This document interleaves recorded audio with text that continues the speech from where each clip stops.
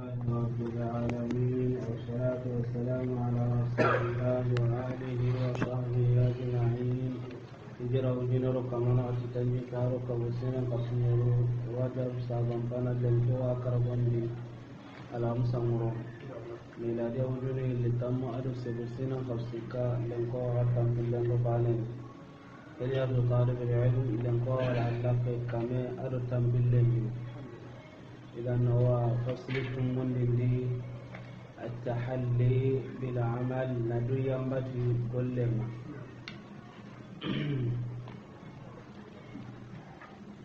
لنكو هدية تنغدو كربان دندي العلامة الشيخ بكر بن زيد رحمه الله عتي 45 تنغت لو كربان دي اللي ينبنبون مقرلما قانا دو ينبتي كم زكاة العلم وهم جكا الزكاة لغة لأنكنا نقاغي الطهارة سنه والنماء أدو قبي والزيادة أدو جيدي. إذن لغة لأنكنا ولكن يرمانا نكنا نقاغي هينو بينو توانا نجيد برني أنفع أنغا السنونة تاسببون hinu benu to anangi da barna anto aunga gabono ta sababunga anto aunga jidin ta sababunga aga sabatini ta sababunga manan ni kenya la burenga nani kenkinnya amma kebe gani to aunga kinin denga di wa hakada gollen kawade kan idan ko ga di jakawa da ngani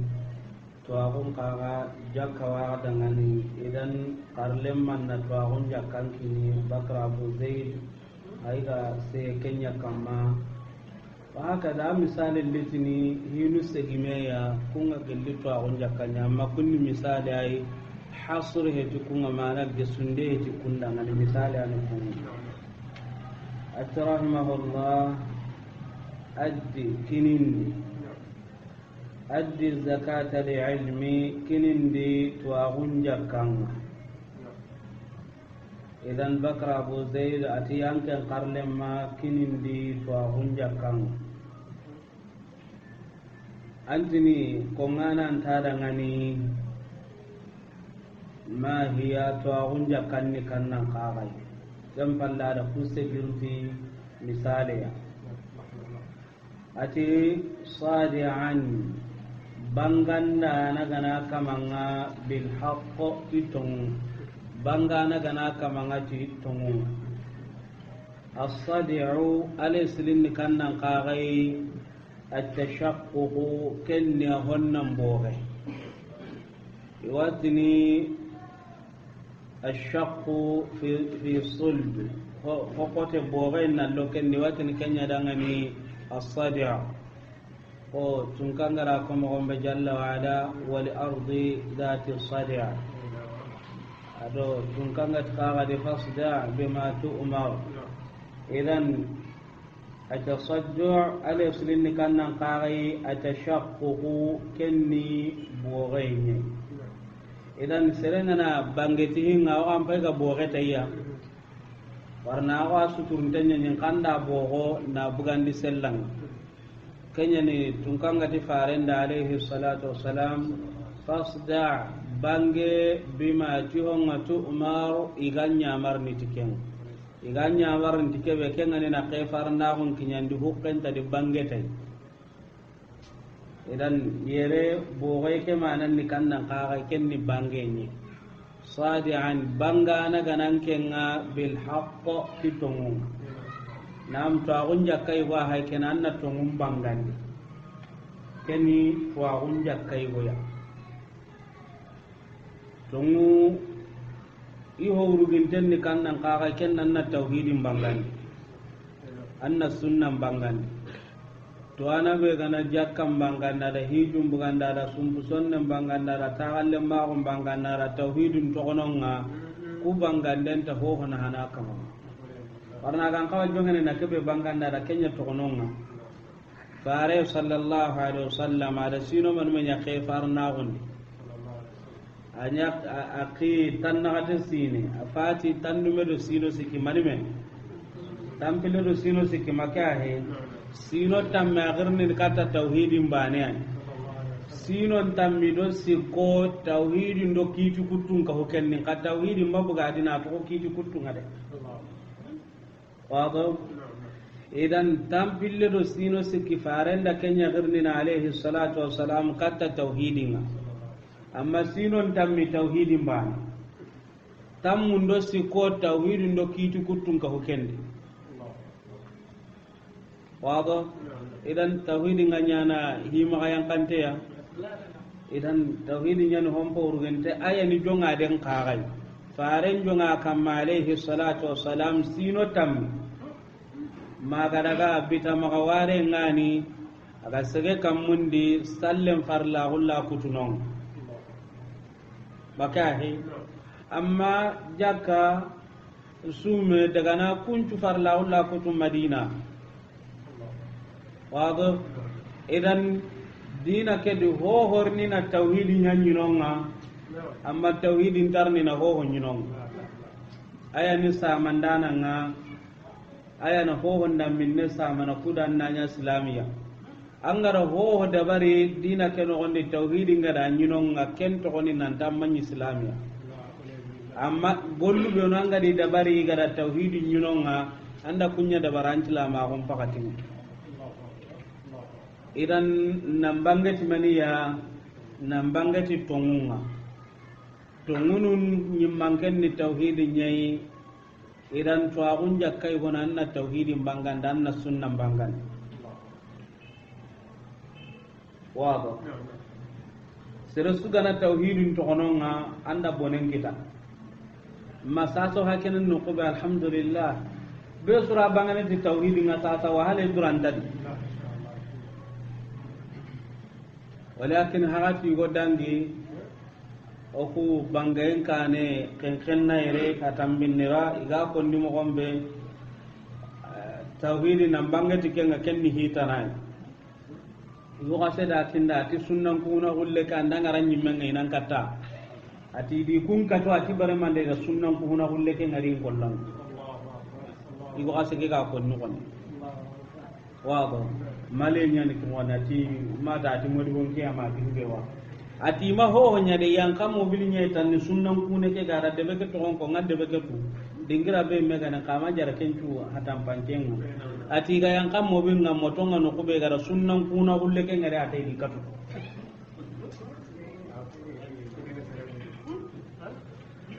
lenke kun dingira no hay kene angane bidangu me ngam pukutam bidanga ila di katu dingira kebe sunnan da hankan kita tauhidi murgi kamungano ai ken kota angatu nke terngkan den tane nke maka ken kota sababu go sigi kitab tauhidi ke adda so hana nkatina honne terngka di yani kunja babuni go kitemani angana daga sereno kunga angana nyama ka walla angana isere mobilin no gonda kana kama maga yani ame wada anga terngka no kum gonda munadi yani nda honna terngka nda Allah nyaga kama na kariya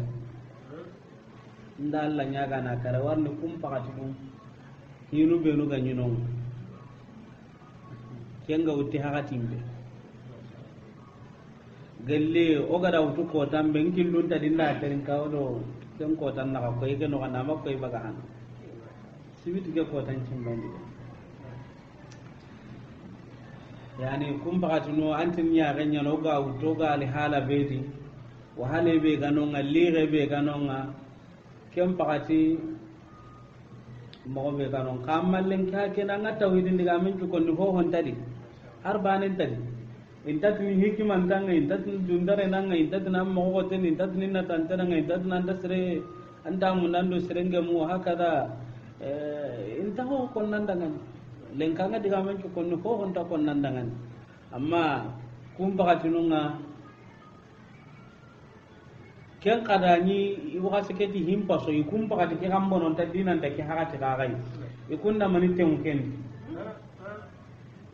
kungara kebe teman kaka sunta dinan taside walakin dinan na kenyam bawada Allah ni dinan murugina bangati tongunga to agun jakkan kinne nyuwan yala anke mbangati tonga oku kahinan kenya dinge karlanga kan no gondi wallo o haba dan kenya dinge karlanga kan no gondi anke daga nalle anke kahu ku beru ga deben no gondi walla ku beru ga kan no gondi gali hala bedi yala mbangati tonga wa warni igu kase manke mbugandi debe ke di nan dinge no putana maganta tuwa wana no walla wana no aga suhu kendi aga mundan kado kenna likatoi anke nganari kubenu go kuma ade ben dando kunga nanya bani muradu kitaiwa anda ge kanna han kitai anke daga karlanga sunnan karlanga daga arab jamanu ngo kudan na tauhid do sunnan pahami anke lantim padu nenu go tumo gomben katu kundunya mani faidan kitan daga ini o ga sogam pallanga maso ko kember dimbani ando kita warno ka sogona ka timbanke mai sogono kahinun ke oni perdin do kitan ka faida mo daga re kon faida bani ma kitan daga yin idan anga daga igadan dengan karlang amma daga nyimme bani daga daga so adangan kablan to adangan deben to adangan anganari maso anan han kitan asu gama na han kitan o perdang anga daga timme be kempe ayi ke bana daga deben de karlang amba ne ma daga deben de karlang an kasoro gono adi ibane nya sabu ni de bun kanda an kan kawra man nya sabu no ku de ben kanda idan makati ho gabe daga imo hotu walla ho gabe daga imanya kirna nai ku be no ga jakirna nan abano ku be no ga surona kunya hay ko kun daga na kuma yan daga be ke hay wabo idan doken tabu dangani ati tuwa hunja karna kenkini wabo letranya na kama ate addi kininde zakata ilmi tuwagun jakkan sadi'an wado ate sadi'an bangana ganan kenga wado kenya ni bogana keya bil haqqo titongu ya nan kenga ni maniya tongum bangandana ya hillande ammaran nyamarndana nyange gananke nasighatu mubalagha wal kathra wado amirun ken nyamarana ammar kenni nyamarndana nyange mana nyamar gabagume dunke gananke amir ken nyamar ammar ken sighatu mubalagha ati ammaran alhala nyamarndana nyange gananke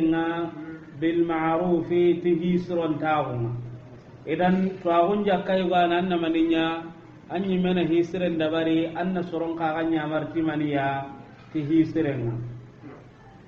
nahaan sikandinya ga gasirat mubalagha annahi ken hatandana nahau ken sirat mubalagha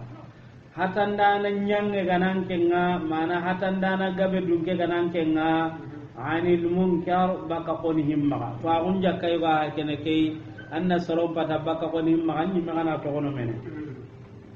nagatandinga muwazinan bangaye kedi ado nyamare kedi ado hatande kedi kencen dana ganan kenga bainal masalih nahanun do mena gane wal madar ado tora nun do mena gane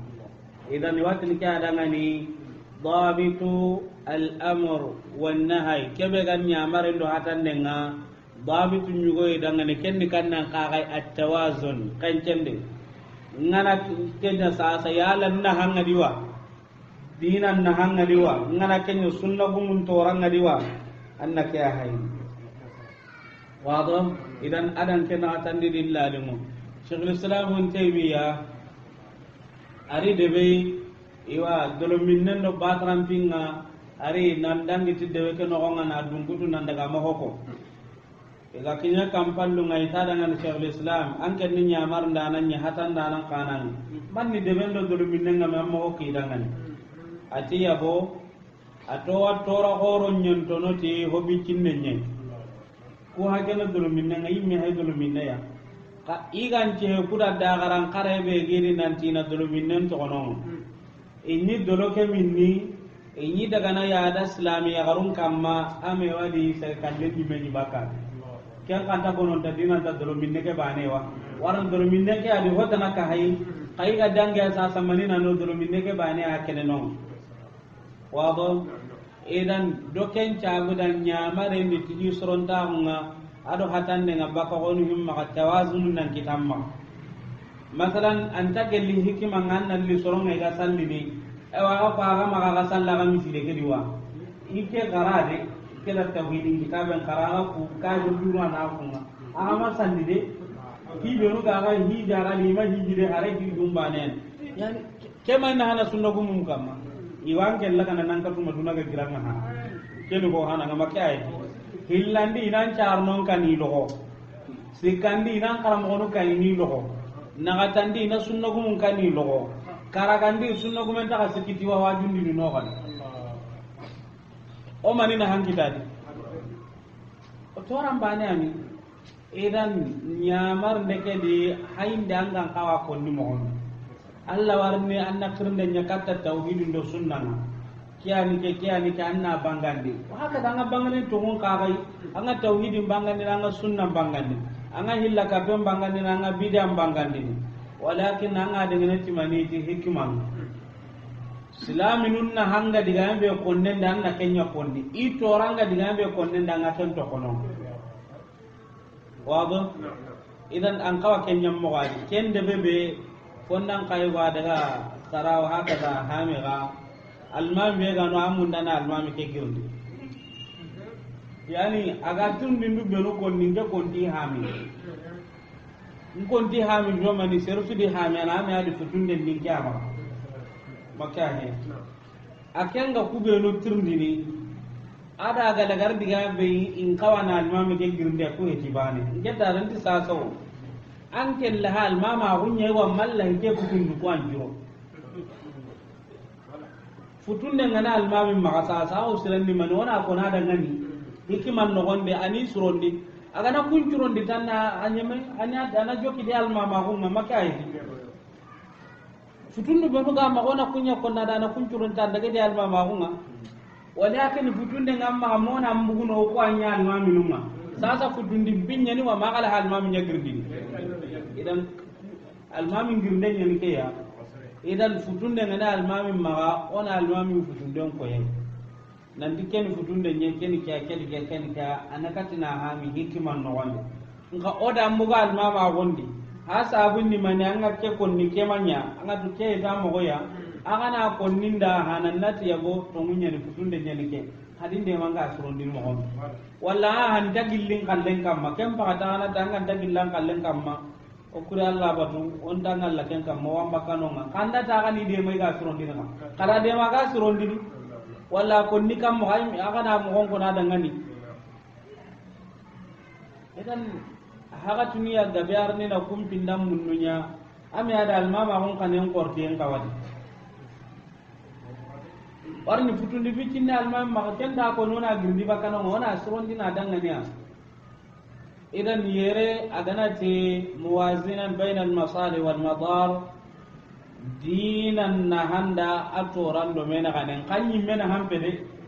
ngana ke ko kudangan sasa nyi banunga hakki hede ngana ke ko kudangan sasa ta ho kita kundu hetide wado kanga go ngaleti miskinu ngana anna ka tom pamparanya ko nukunda warna anta mai tendi anda akida amma akida ka sankere me kundu ho ndar na jiwan tabanna no kunde man nan kawan nyangono yinu nyugono ade misale de yi menu ga ko ni mo gombe hinu menu ga titor na me wadi mina o kini sasa kuyengilli koy agilla Allah de ande jokulo ko batte aga natin dan kundu len jandu ronyan dan kandi de idan anyi mena hanta hayni manin bayni dina ke dina digamo dan ngani ko ni debu gonu yo mi side la pente jamanu dan ngana digamo gonu ko no mi side la kengate ya law islaminun na hampe tanda kun digamo ko nen to ko ngawa ya la islama gun to ray go tan nan kati kun digamo goni wa islama gun to ranya ni sere go tindangani ko tay go ti digame go tiwi na kenya ko nin to go dar sunta kam ati kenya unto darsun ta kammo darsun nara kamma ga onda konnan ken nange ko dimo ko nti yalawo o go karangunde be honne on daga kenya mogadi lagaru manke ngakebe munda hamu ngatinya kenga manke la hona alli mundiga me ko ni garlalla kenna tede on daga honne hamen na lima kenya ta sunta walakin nan kusan daga ra ko so gudanga misidi gono hayno ngai ganda daga honne misidi la ka teke mai kinyai honne kema nan petagan ni hilla ka penka ma walla bidiande mana kirnde nyammo waga kawa kirnde nyana nyammo be wali hakin igara ko so gudanga ni garna misidu la kente ke idan dingaran mi gono kay wa misidu la kente ke manga ni mo ho nyo dina ko na umbane ani amma nan betin nan tim misidu ke be sura kanga te kay kama num putundi ade haga tuni sunna gumun ta ho nyana idi munda bana ni misidu te ke ga be nga dingara ga be lenki yani dingiran ni gona anta misidi teke mun kan taron den kan dingiran ni gona gabe nyana no ngade bada misiden tekka kayini saso ga ke hakati be yalo siren kawam miside ra teke kundunga wa hankama nu ngano ngatinya angana honya gan kawate ka ko nan dangani annam mo gontu kemme ma nyangi gella gana ngam mo honya ka da ko ni da kemati ni la teke di mantano nga ay no ko be misir la ta ke ken nan kawanya mene bakale duna dangi ken di sasa wado idan muwazinan qajjanda na ya baina al masalih wado maslaha ken bani masalih ken ada bang wado madara ken ni tor madar ken jamunga muwazinan qajjanda na gana kama ngana tandi baina al masalih na hanu do mena gane والمضار ادو تورا نندو مينا غاني مانا تورام بو نندو مينا غاني نهم بو نندو تورام بو انا كون كنجي سلامي نن هانغا كبي دانا كنكو اي تورانغا كبي دي انا كن تونو واضح كم فلاتي كراغاندي ناشرا سانقين دانا غنا كنغا للعلمي تواغندان idan tuwagu be gam maga asankiya tuwagunga ajidi ni timaniya sanke aga sharhundana nga ibnu taymina ni wa akore kata baitanka iwa ke baitanka abu ishaqa ibrahim bin mas'ud al-alberi akanya baitanka no nukuya wado odo midangina ga baraga ke kitabe ni أتن وكنزا لا تخاف عليه لصا خفيف الحمل يوجد حيث كنت أتكبه غني تواغنا نابركهما انتهانا أنت كان ننتي حيانا واحي idin kan mun pa nga ke mu idin kan tim pai maka idi idin nyira mun pai nga ke mun idin twagun pai wa kanzan nabirkahuma antani la takhafa alayha anta kanna kama lissa hayanaya ati khafif alhaml kebe gani to awu ngautu ndenne nyen kadin de mannim pudin nyin kadin de moni likmu dikano kadin de moni to awu mutando mamuku anga giruno kusanda gillya sekandin ni kannan qaga yujadu awakite haythu kunta no kusanga ne nonga kadagi nga kandem beringa kenukre kadagi chakosi beringa kadagi to awu beringa abadan kam pallati yazidu tuaunga jidini bi kathratil infaq tinafaqan denga boyenga minu gellai nanto tuaun nafaqana nanto akinna gabono wado idan kenya ni serenga khiburanga na maga dinan tanga garamun dendi tinta kamanga dawata ga mo gombe golle sanga mabbi sai kebe ga bisa an kana wa mo gon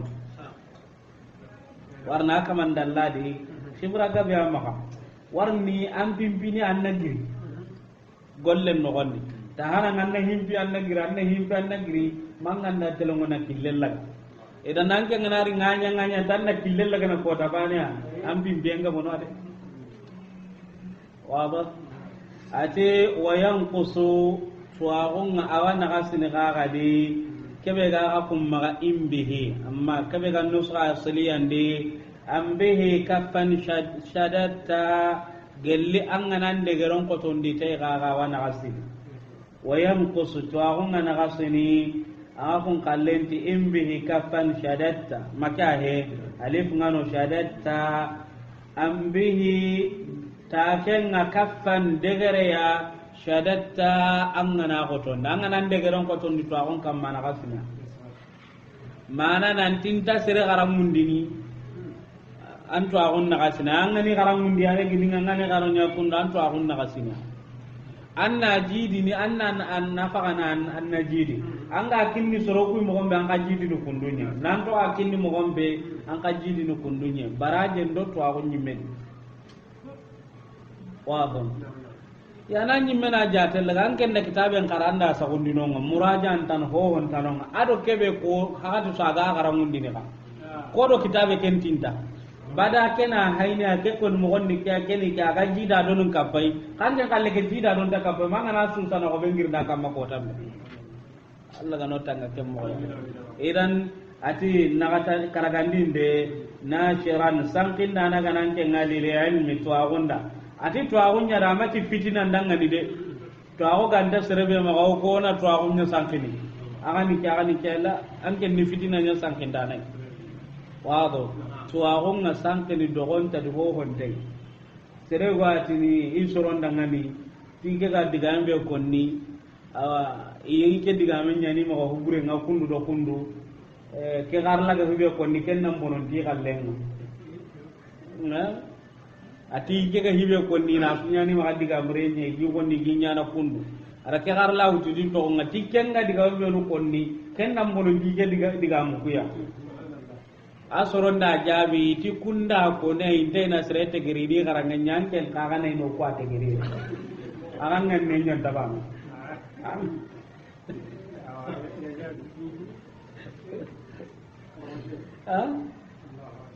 la amai kan kawa ga ko ne ani kan kawa tinia ike ga tauhid ni ga bionu ko na ga ike ga janna illa ka pano kai ga dum ko na kan to ko dum kunda kangana daga ammen tauhid nyemuto du jakinde eti na kunya misale irnan di bugu media de aranya na kengan ne nyi men ciron ta karlaki Allah na kentu wakayeti ngandun to ran kenne Allah walakin asron da tuma ingan nen no gonda diga mo gonya da kenya ka nge ngadang kana ko no kuda ken to ngan nim bo siren kam Allah kana otu ga den nyangan ni surgu mun tu ga den idan hata sumbakan do ken jokungal tere ga diga me go kon wonta bakadi kan ke ngana ko ni wam bakadi de idan to agun chanki to agu be ga ma ke be gandam ma ken chanki de to agu be ganni me ma gatti dan kana wanna ken ni sanken kan ni me ga ma ke be ha mi hana ken to no ngade wado ati tumundinga de wa hubban nafi' adonna handen kaga kenya ninna hakiya na han kaga kanenga ay wa hubban ado kanoya lin nafi' na handangani mana li nafi'i nasi ja sharhu nyadi daga ma to bugumedi wa hubban ado kanoya li nafi'i nasi soron kanun den dangana anga to awu ke be kinni aran condo men dan nantinna mundana soronya na hati ketwawa maga aran condo men nantinna mundana du ko iya wallina mundana nya imanka wallina mundana nya na burgumai wallina munda intinna chawa wallin tinna kunna maga kellan nyin kollande kanna langan nende nga munda soronya na heti twawa nganda kebe konni ma Allah gada soronna habugan twawa kebe igada na hanki tadi yani son gan kanne ke iskalun do kita angana hokita sa to okurumbang kita sonu gonyu gati nona habugani igonu ngati na ikemma nyoti na nona haraji makai yani haroga makenki tere dingiron dabana sonu ngati gati dewa annan na habugani igonu ngati ni nan na haraji aso ganyan ndo gillino kuy wada nyinga nonga idan okumma arogen cho hedi makai aga karago be ko ni kem ko ne on champime wado idan anyamaniya tumundi tuahu ke sanken kamani nan nganne ngakenna soronan na heti tuahu ke wado kenya nagati wa hubban naf'i adon na hanqanen qagai sorondangan wado idan keni to unja kaman mandia tumundinga nyerundinga wa badlal jahi ado yang kadingira ken qaga kinenga badlun nikannan qaga kininde wado badlul ata kuyen kinindenga al jahire ma ati horoma ko ke no gondi sere gontirndi tan nanti bijahi nabi ti faren pormanga yala wagge mewa ntan kay mi atuna ndi jon kon dagge me sunna gumma ati ta sere mbaka islama gonde anti ga tan dagge me kenna ka bagan kamo kana ta sere mbaka islama gonde ha yani kesu ka wande badi kudan nuguro man kamu biwa idan nanti bijahi nabi sunna gumun tadunga ne tay wado otini kammo otini ona alla nya gana khairi bioga munda alla na nyodanga tawassulum mo gonga no gan kawa da barna awage manna tawassulu nya tan to ngonde nga tangol li surunga nkamari nan tan na tawassulu nya ti faren poromai alaihi salam masul kan kan ta ko nukunda ti sarno poronga ti fare poromanga ti karahurum poromanga kenta ke me modigo ke to kononga ha ti alla tun ka gonda daron ta nga gana hinno ga no jidi makya hedi yani tawassulu nya ta to usulunda ama kan kuturu gintonga anyi mega golli suru be ni alla ta sadin kama tinga to ngondenga ngali rendi de ngamunda na li ga nyonto bakin kam wado amma na tawassulu nyati bijah nabi ti faran poromanga ahli sunna wal jamaa madunga tiken ngai tantagel wadon aljahu kayra amanan ni kanna qaya almanzilatu wal makan yang kadingira misale di sa sayda serera gan no kuigo anke ni tuana nyalla daga nan nan cehe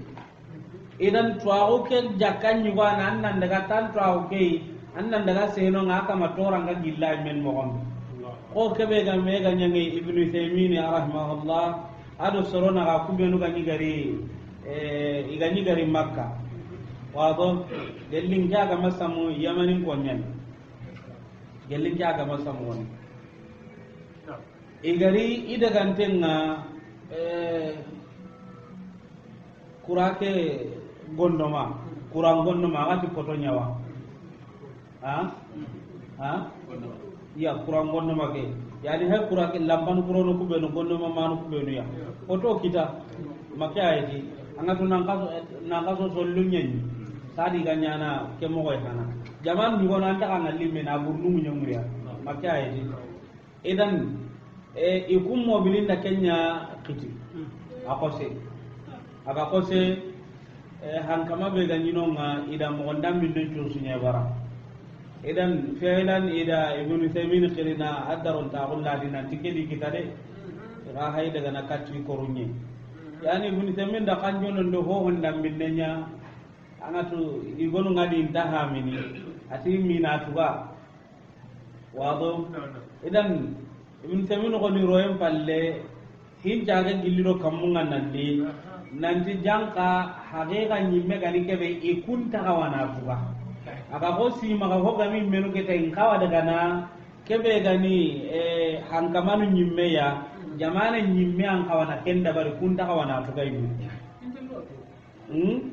kenga hilla gari kanna kawa ibn taymin sa sai ni warin daga ike mewa tuga na imena pakankam wado hike la gari kenya kama nantini warin daga hike mena tugina fran kama kale riti ai akenta atta gona kunta tuga na jamani nyimme ana tuga idan haga tunu ya tuana hinu gona nyana nga gillinan ki hadi iwandarno sitwa oke be gamma ganya na khair islam ndangan haga tunu nga daga na yabu godo bakkan nyenjina mi anga daga na sihada wasurono haga tunu nga daga na lemmen di sarnan naga to sumbugute nyalle naga anga daga nanga sena wasurono idan kundi me gawara walakin amma hakati lagare kya roka saga ngalina tongu ngata unu ti suron dindin tongu kanjon do hoyno kuni hi kurum boyde anka nyimme kankarante anke daga na ko ka surondi an nyimme kankara nyin gollang anda kana ko ka surondi debe ke so atan ke me bono dindana do ku ganan ke ngar tonge di tan ke ni soro dindane ko na bismillah ni kan idan ko ani hinu ni gono adu kunya challe kenya nga di tongi gabe kamanya aka maka lingana do ku ganta tun kan je ko ne atu tongi gabe ke teirin dana ko soro wano nga ganno kara mi soro nyana mun nyino nga sere menti tu wa mulillo no soro kamma na hinjurondi aka manda tu mi aka soro mo gom ya garen nga sute no kundu ku sere ma daga sere siraro no jingure nan daga nan kanjon na soro din den tinya gare ka mi ko bende kinan kan toronta fari kammo wa kunyi nyano kara nan kaso soro nyino nga ya undo bakke ngana me nda konte wa daga kine nga daga nari kamma do ronga iwa kon pay bakara nga magiran nan jiga kellan ta daga no kuren kam warno kara tibare nga mo gombe igo pa batu nunya ka daga nakata ya garen toronga kem peta ha batu gunna ran daga nan karo no do ureranga nan daga kata ya garen toronga nan je hida ngani hinga nyamne pe ha batu gunnu ngarni tan ni watina sasa ka ga roda to no ta kai ama to no tiya de sere nyana ma do urera ato no tikenyi sunyi nonga Allah tinya man ki logo goni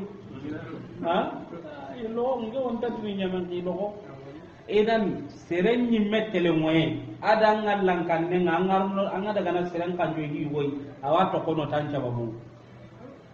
an kam ma sim mandar de dambo tanade an ngana kanu Allah rabbul alamin nga faso ngon ta wonya nan dangan in tattaqullaha yaj'al lakum furqana idan tuana ngana kanu Allah aga sigi igaram poke kamana ngollitai hinu daga na daga no nganga ngalli wa darno na to wadani higa bano wanya na ta sabunga aljahi ke manan nikenni kama nan beta horomanga de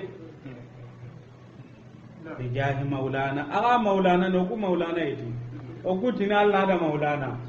maka yiti anta maulana fansurna ala alqawmil kafirin kena ga maga maulana ku maulana yiti maulakum makayati kawo kuge ona bidan gume bane ta idan badl al jah amanan nikiyat manzil wal makan ado yang kadingiran kaga ken kaga kinden mana Allah ga da urgin ta gube nya dangan al jahin ni kanna qagai asharaf qagari wa kana inda Allah wajiha anya dingira urgin te dum kiyaye Allah subhanahu wa ta'ala ni wado idan adu urgin taun kaga kinnenga serebe ganar katanga kar mo ko ni ri katanga walla dan telefon maduna gempanga ike onina la samyadi de iya hunya hegere kutini iki nan tare mun dai go ngamunda ni wara ke ona mun nan nan hiki na dangani aha twa hunja kanyu go nan kana duro ko tan nan loken Allah ga se hene kinen danga mo gombe ya garen kaga ni annan jihada ngani lemmen di ha bana ga sumpun no gonya ga nan kaga na dudo ko tan nan lo amma am pagati ketampe be ga dado se ga be ga ndanga na do hinu be no ga konni am baraje mundo Allah taban gabe adi anyi mi ana kerdin ko bon maka ayeti ka hinu na Allah maka sere hi gabe nyana ti Allah ma jaran na hari misale nyati kunga Allah banyi ni konto enganga kanga kerdi ke ko bono walla ngada tambo nguduna suronindu surondo mena kane Allah nande mananga tuganade kayfinga kumpindam bundudi hada maram manga buccundu benu nyana ta Allah maga anna kum misale walla ni la gabi idan kebe gani Allah gada wurginta ko be nyanda ken kaga kini soronga na lahay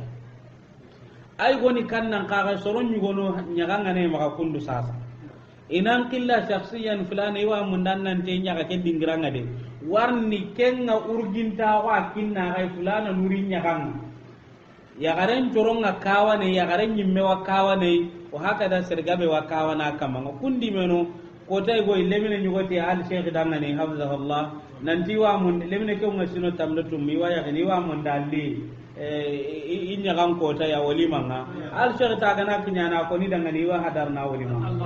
ada ka da hadar non ka gai wado idan kundi meno an kan fe da an bota na heti gan kille fasongon ta wa nan an yina do sere go kan karni me ama ko kenda marakada anda ko na dai meka anda ngara ni go jangka nyanga nyire to kunya ndere wabo idan hakat no gonu na mi'yar nyartini kencen de nyartini keno kana nyei keno miside nyari keno karlanya dan anta kenga serenga dan kirtanni mada ma sunna wal jamaa daga jabi munguro hinu ku kitunga partin kibare kana hike subonondi aga sunna gunu bane ka kenta sandino ku miside kenta do ko karla kenta nyana kun aku nyime ma sanki mena ndugu tawa aku lana kappe ko ini koy mon na munguro ku nyugonu ma ona kato na tare lungon dan kana kata nan to akun jakkanki wado idan badril jah kena igwai ay goni kannan qaro way hakati beedi ka konnen ko tenni de o ku nga konnan danya ke boda Allah no to kana tay o hayde gem pakati yam igonu wanonga sasa kaso ngana kare inkawi gata na baki kompondi igonu wanonga anga nyini na halla samengi igonu wanonga idi le mununga no anga nyini lampang kuti akenga ni kurake igonu wanonga iwasaka anga nyini sari jonko ntima makahi irawa daga nakatan kin no tuana na konanda nan tan na hera nyanga tan tamma watin ya bon kanken kawaki te mo ondu dinan dike manando soronga dobe ya na Allah te tinan nan gira su ka humanteni nka i gonu ngada ngana sikko kubenu nu tongun tonye agama nyamo go godi Allah wandu do goto nyana hagatu ya de ka hagatu tu hede warni gonu ngana ken dunya ga nyani kita de anta ka tu mana ina ko ni meda ala garu ho wano ngati ni ki hay ken ngana daga nan tanga tun tenni awaka zinkin nan anna ti ordo na sim bay ken naro na ta kan ke so wano ngale duna gono ade makahe idan an ngana sikana dikebe khalle bi to munye agelle urginta hun kinne ko anna nya daga no wasitu khair anna nya da khair na kan dugan ke ngado soronna walakin wa hagati be ke ga bono ga di warni seren naranga nan kuna nanti masaha wallaina kunna ina kundwa dudu ko tanna utu sere ma ga iwa kinne ke hagati ya an ke ngaken cere gillin nan ta samuntenga ngaka samuntenga nan ta na kina anyi me Allah garna to kana de anyi me atu kana de njogo ni mabuga ho se dan nan ta kamanda tu ni mo gonde awo anyi me Allah garna to kana anyi melli nan daraga da tuga nan ga hergo tawriya nyana anyi men da tuga warna anken ndamu ndampora o kembo no ado anda kaman naga kembo anyi mel lagar na tuga na aho gabi adi angara ta tanda sadaka nyakine Allah na tuga den no ndanyi medama idan o hay hagati bedi anken ni tuana nyanya ga ngamare me waga tan bakka kande adaga na wi miside nyadi wa ma daga na wi minna idan an gana nga seretu sengada hinni kannan ka kai sergebe hakke nonga mobili nyana aka masire nin ka mo ter kemanya an ke nga libiti ko re nanga dinu ho ma kan ka hergo ho honta ma ka kenyi mena la samme nya libiti ke di ka ke no gondi idan an gana nam mo hon ka kama na ma biti ke kan fiem paide aga tille njunya ha ma dangania e bugunda kan nalla nga ke biti ko re danga dinu hon tamma hinta kundunga de mo gabe mo bil nyana ka ma sire na kawe ra ke mo te bure nyana anga nyina haybidi gerno a biti ke biti gumen nyi ma do ken na kan na kammo yo ku be no gano yo kunkin na do ken na kan na kammo aha ken nyimme ha magaga nyana ma nyana bito mani me sasa mani na ken nyimme kane kan daga gillino adi ya ken ngiro kan do gon janti me kal sun kibari idan ken ngana ti honti mba ngana diga menga bonda ka ken neme yade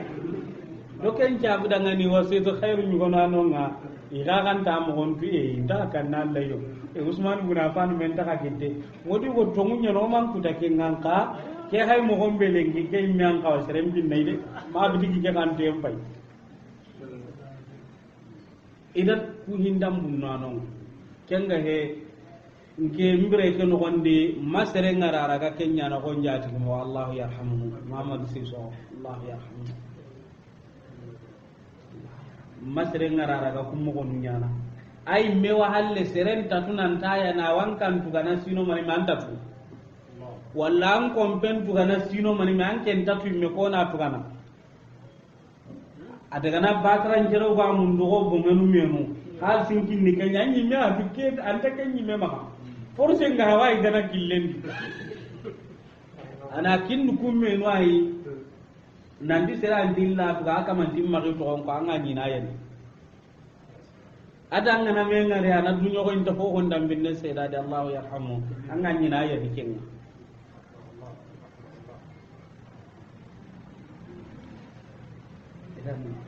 Allah ga noda ta wanya arjanna idan asolong har sa ka maga wode ka sasa ka kotan kawadi de allingi sirga be da kotan nyande allingi sirga be da na kairu nye sirga be da ka kotan kanu ngade idan honne ga hube no ga maka sere honda maka hube gamba kadan kanan kindun to kan kapalle mun ati wa badal jah ado mani ado urginta hon ka kenya ya kadingira ke kenkinnen ken nyorndinga segundinde wa shafa'a ado kanjondenga mana wa shafa'ata ado kanjondenga alhasanata kebe gani kanjondi sirenga lil muslimina islaminun dangani fi nawaibil haqq tungum musiba yang kantondi nawaib nikannan qagai ma yanzilu bin nas min masaiba wa madarat ibe ga yang kanatu soronga gelli musiba ado tore watni ka da nawaib kenya ni fare alayhi salatu wassalam akanun tengare khadija ga hinu be ko kyade ati wa tu'inu ala nawaibil haqq Allah tanya gundina anga kenya maga kinye anga de mandenya na musiba yang kanton du kubenu ga yang kati tongonga warni musiba nun ni hillo wadi kenya kan kamati tongunye ko ada nyi me gare ndan nambaranya da ken kinyanga sere wadi akan di sasa kundu atu gana honna konto idan maka gumen garna kata keni musiba be tongunya keda kita tongun killenya kamma nkan ke ho hontam mahanari kada kabana mu anga magamba qora unna anga kenya na dora anga bakka dora anga tambilo jine sankin dora anga tanlo jine sankin anga barkata non kapame nan dina kupunda barana kame jine sakonde janka wandi kaga anga saka da matuka kenga na rambukan du kota musiba be kan ke tongu musibani kedan kita tanya dan tahun danggaran tahun edan ni walla kenga anda ga itu jubre ga idallaga kedan kita tigare nyende walla anda ga